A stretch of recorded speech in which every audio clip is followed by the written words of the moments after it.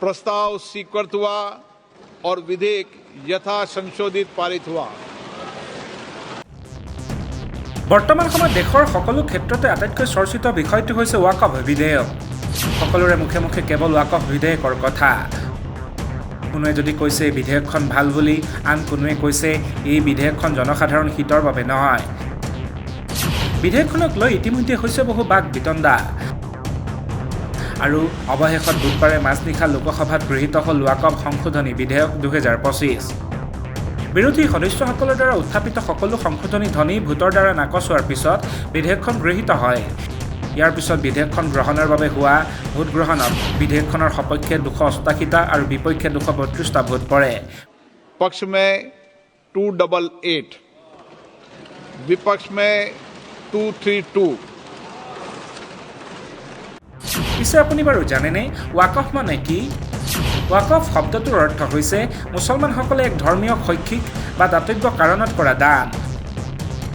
বৰ্তমানৰ ৱাকফ আইন মতে ৱাকফে ইছলামিক আইনৰ অধীনত কেৱল ধৰ্মীয় বা দাতব্য উদ্দেশ্যৰ বাবে সমৰ্পিত সম্পত্তিবোৰ বুজায়।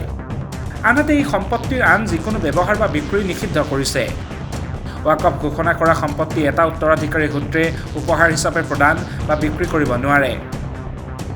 ৱাকিফ হৈছে এগৰাকী ব্যক্তি যিয়ে হিতাধিকাৰীৰ বাবে ৱাকফ সৃষ্টি কৰে। ৱাকফ সংশোধনী বিধেয়ক সন্দৰ্ভত কেন্দ্ৰীয় চৰকাৰৰ এগৰাকী ব্যাখ্যাকাৰীৰ মতে যিহেতু ৱাকফ সম্পত্তি আল্লাহক প্ৰদান কৰা হয়, শাৰীৰিকভাৱে মূৰ্ত সত্তাৰ অনুপস্থিতিত ৱাকিফৰ দ্বাৰা বা এক কৰ্তৃত্বশীল কৰ্তৃপক্ষৰ দ্বাৰা ৱাকফ পৰিচালনা কৰা বা প্ৰশাসনৰ বাবে মুতাৱল্লী নিযুক্ত কৰা হয়। বিধেয়কখনত উল্লেখ কৰা মতে কমেও 5 বছৰ ধৰি ইছলাম ধৰ্ম পালন কৰা এজন ব্যক্তিয়েহে ৱাকফ ঘোষণা কৰিব পাৰে। ই স্পষ্ট কৰে যে ব্যক্তিজনে ঘোষণা কৰা সম্পত্তিৰ গৰাকী হ'ব লাগিব। ই ব্যৱহাৰকাৰীক ৱাকফ কৰাৰ পৰা দূৰ কৰে, য'ত সম্পত্তিবোৰ কেৱল ধৰ্মীয় উদ্দেশ্যৰ বাবে দীঘলীয়া ব্যৱহাৰৰ ওপৰত ভিত্তি কৰি ৱাকফ বুলি গণ্য কৰিব পাৰি।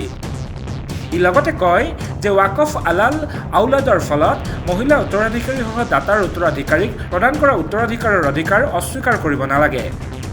2024 চনৰ 8 আগষ্ট তাৰিখে ৱাকফ বিধেয়ক 2024 লোকসভাত উত্থাপন কৰা হৈছিল।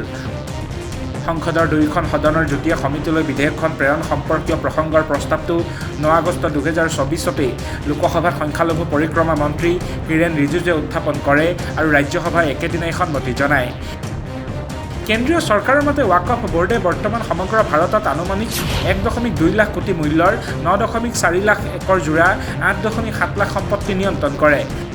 ভাৰতত বিশ্বৰ সৰ্বাধিক সম্পত্তি ৱাকফ বোৰ্ডৰ অধীনত আছে। উল্লেখ্য যে ৱাকফ বোৰ্ড হৈছে সশস্ত্ৰ বাহিনী আৰু ভাৰতীয় ৰেলৱেৰ পিছত ভাৰতৰ সৰ্ববৃহৎ ভূমিৰ মালিক।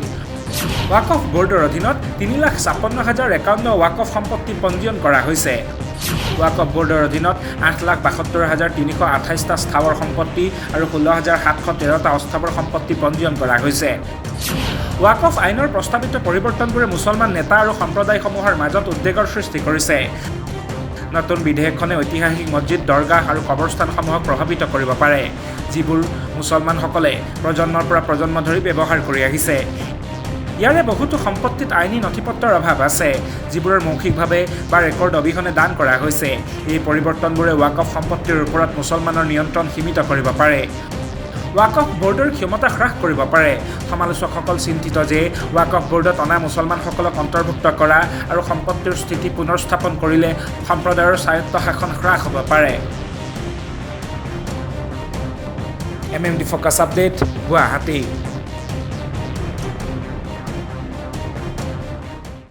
প্ৰতিযোগিতা অথবা পক্ষত দুষ্ট নহয়, সদায় অসমীয়াৰ স্বাৰ্থত। MMD focus, অপ্ৰতিৰোধ।